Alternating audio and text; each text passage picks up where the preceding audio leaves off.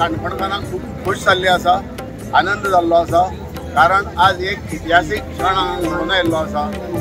आमच्या श्री मल्लिकार्जुन देवस्थानाक मल्लिकार्जुनाची जी उत्सव मूर्ती आसली, आमची पयलींची ती मूर्ती जुनी जाली, त्या खातीर आमच्या ह्या महाजनांनी सगळ्यांनी एकमुखी निर्णय घेतलो की देवाची मूर्ती नवीन करची म्हणून। आणि पयलींची मूर्ती चांदीचीच आसली, तेन्ना सगळ्यांनी विचार केलो की चांदीचीच मूर्ती करची आणि ती देवस्थानाक हाडून स्थापन करची।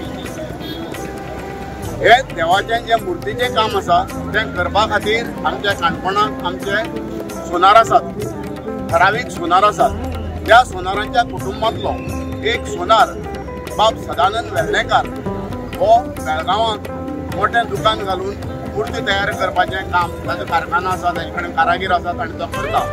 सो ताजे तर्फे ही करपाचें आमी ठरयलें, देवाचो कौल प्रसाद घेतलो आनी ही मूर्ती स्थापन करपाक आमी दिली। आनी आमकां खूब खूश जाता की ताणें ही देवाची मूर्ती जी पळय आसा ती एक बरी सुबक अशी, सुंदर अशी आनी जशी पयली आसलेली त्या मुर्ते प्रमाणेच आनी ताजे पेक्षा किंवा इल्लीशी बरी करून ताणें तयार करून दिल्ली आसा। ही देवाची मूर्ती दर सोमाराक आमी पालखेन बसयतात आनी ह्या मुर्तीची मिरवणूक काडटात श्री मल्लिकार्जुन देवालया कडेन। तशेंच जेन्ना सणासुदीक प्रत्येक सणासुदीक ही मूर्ती वापरतात।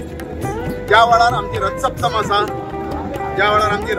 आसा, आनीक बाकीचे जे उत्सव आसात त्या वेळार रथांकय हीच मूर्ती बसयतात आनी बाकी दिसांनी ही मूर्ती देवाच्या पिंडिकेच्या सकल ही थंय विराजमान जाल्ली आसा। ही मूर्ती म्हणजे आमची सगळ्यांची आस्था, आमची सगळ्यांची श्रद्धास्थान।